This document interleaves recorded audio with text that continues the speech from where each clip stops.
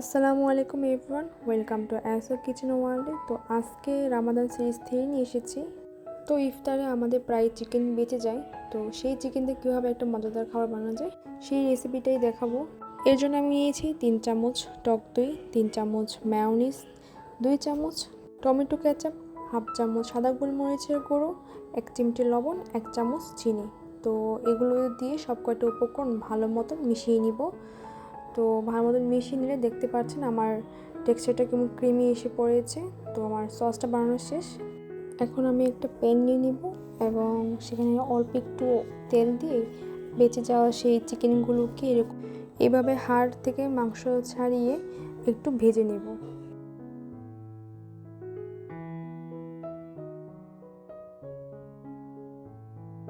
এখন আমি একটা নান নিয়ে নিব। আপনারা এখানে যে কোনো ধরনের রুটি নিতে পারেন।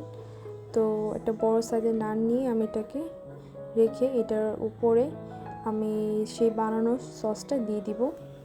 সসটাকে আমি চারদিকে ছড়িয়ে দিয়ে দিব এবং এখানে একটু বেশি পরিমাণের সসটা ব্যবহার করেছি। এরপরে আমি 1 চামচ মতো ম্যায়োনিজ নিয়ে নিব। ম্যায়োনিজ নিয়ে এটার মাঝখানে দিয়ে দিব। এখন ভেজে রাখা সেই চিকেনগুলোকে আমি মাছ বরাবর একটু দিয়ে দিব।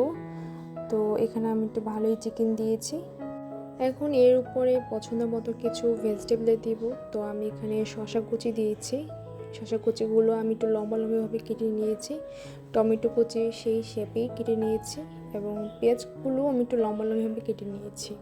এখানে আপনারা আপনাদের পছন্দ মতো আরও ভেজিটেবল অ্যাড করতে পারেন।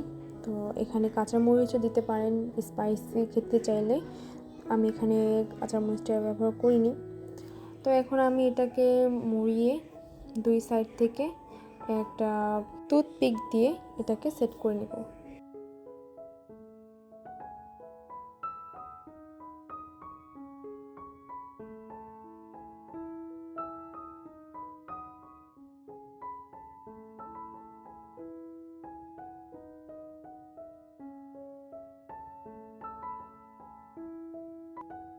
সেট করা হয়ে গেছে। এখন আমি একটা পেন নিয়ে নিব এবং এতে 1 চামচ ঘি দিয়ে এতে আমি সেই সেট করে রাখা নানটাকে দিয়ে দিব এবং এটাকে আমি একটু ফ্রাই করে নিব। অল্প আঁচে এটা ফ্রাই করে নিব এবং এ তো হয়ে গেছে।